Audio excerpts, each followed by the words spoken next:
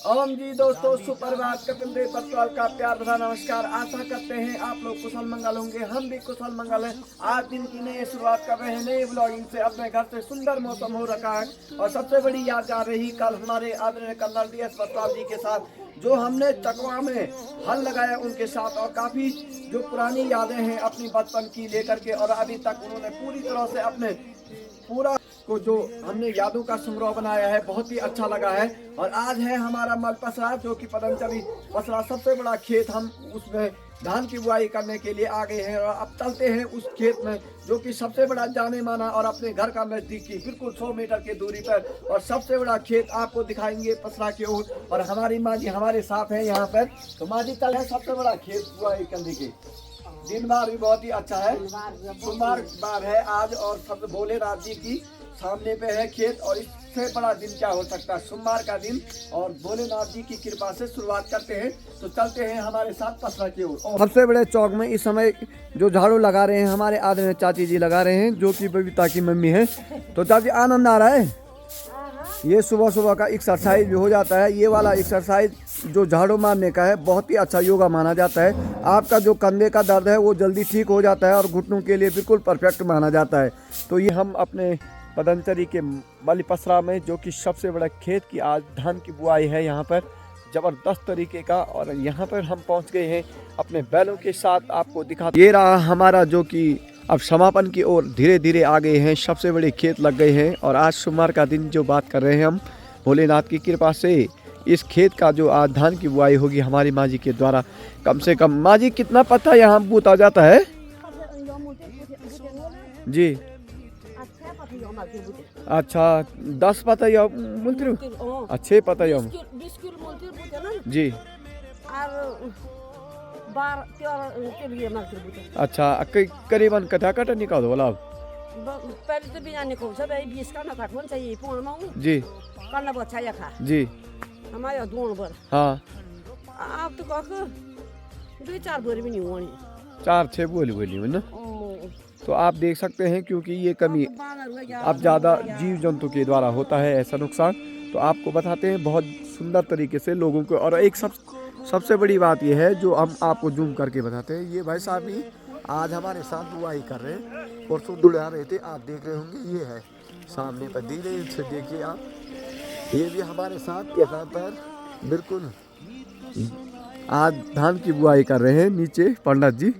और इधर की साइड हमारे गांव के लगा रहे हैं, आपको जूम करते हैं। ये है यहाँ पे देखिए संतोष सिंह जी के पिताजी हैं श्री भगत सिंह बत्वाल जी, जिनकी उम्र कम से कम 66-67 साल है। और देखिए अपने हल लगाने में क्या माहिर हैं, बिल्कुल छोटे बैल, और उनके साथ हल लगाने वाले सेवाकार भी हैं संतोष भाई साहब, पूरा परिवार है।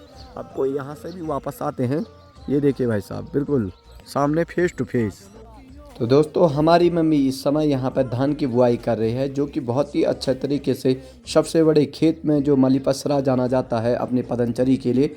और काफ़ी अच्छा कंफर्टेबल लगता है क्योंकि इसमें ऐसा जब धान की बुआई होती है उस समय ऐसा लगता है कि हम किसी मैदान में इसको बुआई कर रहे होंगे। और हम जब हल लगा रहे थे एकदम इस तरह से हल्की मिट्टी हो रखी थी, बुरबुरी मिट्टी, और आनंद आ जाता है क्योंकि काफ़ी अच्छी मेहनत की हुई रहती है। एक तो जो कि 2-3 बार हल लगाई रहती है, और साथ में ये जो कमाने वाले रहते हैं सदस्य, उन्होंने बहुत अच्छी मेहनत की रहती है। आप अगर रिजल्ट की बात करेंगे तो 100% रिजल्ट आने की कोशिश रहती है इसकी इन खेतों पर। क्योंकि तो दोस्तों इस समय हम यहाँ पर धान की बुआई कर रहे हैं, जो कि आप देख सकते हैं बहुत ज़बरदस्त तरीके से, क्योंकि हमने यहाँ पर अपनी मम्मी के द्वारा सीखा था थोड़ा बहुत। लेकिन अभी भी हमारी मम्मी कह रहे हैं कि आप अनट्रेन हैं, क्योंकि आप ट्रेन नहीं बन पा रहे हैं। बहुत मुश्किल से बहुत ही कम समय में आपने ये काम किया है, लेकिन पूरी तरह से अभी सीख नहीं पाए। लेकिन हम इस दायित्व को भी निभाने के लिए तैयार हैं, क्योंकि हम चाहते हैं कि बहुत ही सुंदर तरीके से आने वाले समय में ऐसा हो कि जब धान की बुआई या गेहूं की बुआई करें तो पूर्णतः अपने सीखते रहे और औरों को भी सिखाते रहे। ओम जी। तो दोस्तों इस समय हम लगा रहे हैं हल, आप देख सकते हैं खूबसूरत जो कि लंबा चौड़ा काफ़ी बड़ा खेत यहाँ से बहुत ही खूबसूरत दिखाई दे रहा है, मैदान की तरह बिल्कुल।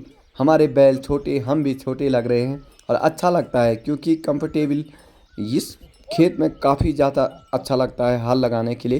क्योंकि एक तो जो बोड़ाने का काम है वो ज़्यादा आफत का नहीं है। दूसरा दुरादुसा निकालने के लिए कोई दिक्कत नहीं होती है। और चौथा ये है कि बीचों बीच जो हल लगती है बड़ी सिंपल सी लगती है। बैलों को भी बड़ा आनंद आ जाता है। आपने देखा होगा इस समय हम जो कि बैलों को अपने बोड़ा रहे हैं तो बिल्कुल कोई कंफर्टेबल, इतना अच्छा कंफर्टेबल लग रहा है क्योंकि कोई दिक्कत ही नहीं होती है और बहुत सुंदर लगता है। इस तरह से आप हल की गति भी देख सकते हैं, बिल्कुल एकदम तरीके से उसको हल्का सा पकड़ के रखना पड़ता है और बहुत ही अच्छी चलती है। तो यहाँ की मिट्टी जो 2-3 बार हल लगा करके होती है बहुत ही अच्छी तरीके से होती है। तो दोस्तों थोड़ा सा रह गया है अब ये सबसे बड़ा खेत और बहुत ही अच्छा लग रहा है आज जिस तरह से हमने ये कि जो बुआई का समापन है, इधर के 2 खेत हो जाएंगे और थकान काफ़ी लगती है। और सबसे बड़ी याद ये आती है कि एक बचपन में ऐसा होता है कि अपने पापा के पीछे जो हल के पीछे है वो बहुत मिट्टी में खेला है मैं यहाँ, और मुझे कोई पता नहीं था कि इस तरह का दायित्व भी मिलता है। लेकिन धीरे धीरे जब उम्र बढ़ी और अकल आई तो इस तरह से दायित्व जब लेने बैठ गए तो मुझे मज़ा आ गया। ये है कि मैंने जो इंटर पास किया है उसी तक किया है और मैंने उसके बाद सोचा कि मैंने कहा खेती करूँगा मैं, और आज भरपूर खेती होती है। लेकिन थोड़ा बहुत ऐसा हो जाता है कभी कभार सुख दुख में ज़्यादा दुख भी आ जाता है और सुख भी आ जाता है तो पता नहीं पाता है इंसान। तो वैसे ही आजकल चल रहा है। लेकिन फिर भी जो घर गृहस्थी बना रखी है मैंने मेंटेन, वो बिल्कुल आनंद आ रहा है और लगा हुआ हूँ। इस समय सूर्य भगवान की तेज गर्मी बढ़ने वाली है अपनी यही। तो दोस्तों इस समय हमारी माँ जी बूत रही है बीच वाला जो सबसे बड़ा खेत है यहाँ पर पसरा का, उसमें बूता जा रहा है और हमने ये बड़ा वाला लगा दिया है यहाँ पर अभी। ये है बीच वाला बहुत बड़ा खेत और इसमें सबसे अच्छा धान रुपाई भी होती है। तो माँ इस बार रुपाई भी होगी कि केवल पहला नहीं होगा, रुपाई नहीं होगी इसमें? अगर बारिश ठीक ठाक आ जाए तो क्या पता है। सदस्य कम होने के कारण मना कर रहे हैं माँ जी हरेटी। वैसे इसमें रुपाई होती है 1.5 फेड़ वाली, क्यों माँ जी हैं? और इस समय देखिए मेरी माँ जी बूत रही है धान, फिर भी जो कि आँखों में जो प्रॉब्लम है उसके तहत बहुत मुश्किल हो रहा है अब धान बूतना। और यही कहते हैं कि वो वाली नरेंद्र सिंह नेगी जी का गाना याद आ गया है, मेरो बचपन भी होलू ये पुन खतियों को। हम भी कभी इस मिट्टी में बहुत ही अच्छा खेलते थे। आज हम इस खुद दायित्ववान बन रखे हैं और उपभोग कर रहे हैं कमा करके, क्योंकि बहुत अच्छा लगता है। संसार ही परिवर्तन का नियम है और इस तरह से लगता है कि भाई कुछ ना कुछ तो किया है। कर दिया है यहाँ भी समापन हमने, जो कि सबसे 2 बड़े खेत थे हमारे ये पदनचरी वाले, वो तो समापन कर दिए हैं। और कल के लिए रह गया है ये शमार वाला तो यहाँ भाई साहब सबसे प्रसिद्ध है। और सबसे दिक्कत होती है छानने वालों के लिए, जो भी लगे हुए हैं छानने के लिए। तो आपको बताते हैं कि कौन कौन छान रहे हैं। साहब इतना बड़ा खेत इन्होंने छान दिया है मेरी माँ जी और भाभी जी ने। और अब यहाँ ऊपर वाला रह गया है ये जो शमार के ठीक नीचे वाला है, तो लगे हुए हैं। भाभी जी आनंद आ रहा है? आनंद आ रहा है बहुत ज़्यादा। अच्छा सही लग रहा है, तड़क भड़क का धूप भी। हम चलते हैं अपनी आजीविका पर। हमारे लिए आज देर भी हो गई है, 9:30 हो गया है टाइम। आप देख सकते हैं इस खेत पर नज़र नहीं पहुंचती है भाई साहब, इन्होंने छान दिया है।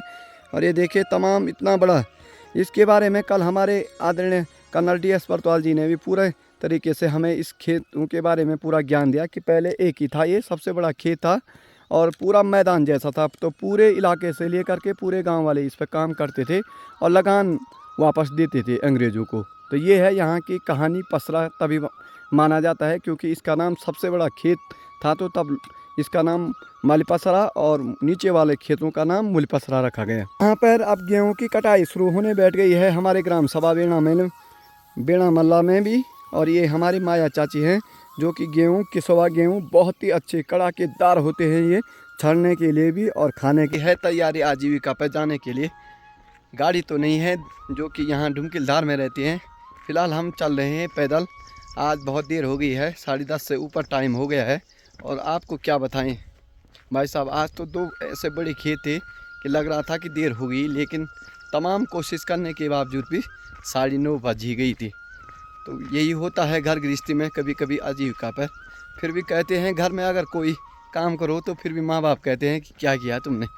भाई माँ ने बोला चलना ही पड़ेगा आपको, घर गृहस्थी तो देखना ही पड़ेगा, आजीविका भी देखना। तो हम भी लग गए रास्ते।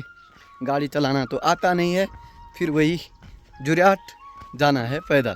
दोस्तों आज हम गए थे अपनी आजीविका पर पैदल, क्योंकि पैदल मार्ग बहुत ही दिनों के बाद हुआ है और बड़ी उटपटांग थकान लग गई है। क्या बोले भाई साहब, बहुत मुश्किल होता है ये घर गृहस्थी। मैं तो कभी कभार लगता है कि भाई साहब या छोड़ छाड़ करके केवल अपनी आजीविका पर चला जाऊं, लेकिन ये क्या बात है कि क्या ये बोलें कि पूर्वजों का जो ये दिया हुआ प्रसाद है इसको भी नहीं छोड़ सकते हैं, क्योंकि कहते हैं कि हमारे पहाड़ में कि हाय लगती है। बस इस समय हमारी माता जी हैं हमारे साथ, जिन्होंने कहा कि बेटे आपको आजीविका पर जाना पड़ेगा, बल चाहे कुछ भी हो जाए, दुकान तो दुकान है बल। और यहाँ पर देखिए सन्मुख भी खड़े हैं।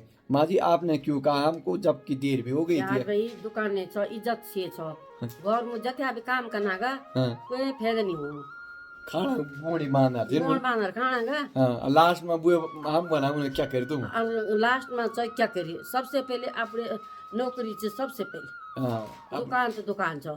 हाँ देखिए अभी भी कह रहे हैं कि बल जब कुछ हाथ नहीं लगता है बल हमारा, सुध यंत्र की कंच क्या हम कहते हैं बोले क्या क्या किया तुमने काम है। बस सही बात। सुप्री के बाबा ने हाँ हल भी लगाया बल कल भी खाया, हाँ, सुप्री बाबा ने सुख नहीं पाया। ये देखिए भाई ये चीज नहीं जी, घर पर मसला नहीं आती ना, चाहे जितना भी काम करो लेकिन जीरो का जीरो ही है, जीरो को जीरो ही रहे हैं? बस। अब ये घर गृहस्थी ऐसी हो गई है क्योंकि आजीविका बहुत जरूरी है। आज बहुत माँ जी ने मेरे से कहा कि इस समय याद नहीं आ रही, उस समय मैं कैमरा ऑन करना भूल गया क्योंकि मुझे ज़्यादा से ज़्यादा उस समय आजीविका पर जाने की जिद थी, क्योंकि मुझे भी जाना पड़ता है। माँ जी ने कहा कि वहाँ तो 50 लोग मिलते हैं, आपको घर में अकेले पड़े पड़े दिन भर बोरियत हो जाओगे। बस तो हमने कहा कि भाई ये ठीक है और अच्छा भी लगा मन भी, क्योंकि 4 आदमी मिल जाते हैं अपनी दुख कई ग्राहक छन आया सास पर लो लग्या जी बहुत सुंदर कहा आपने अकर दुकान बढ़ाई रेल तो लोग शरीर फट गरी जलो जी। कई पैसा गणना रहना, कई देना रहना, कई मोबाइल लेना रहना, कई छुई पैसा बना रहना और अपनी दुख सुख भी लग जाती है और क्या। और दिन भी कट जाता है। तो आज की वीडियो समापन करते हैं। पूरी वीडियो देखने के लिए धन्यवाद। हमारे चैनल को लाइक शेयर और सब्सक्राइब कीजिए। जय हिंद, जय भारत, जय उत्तराखंड। ओम जी।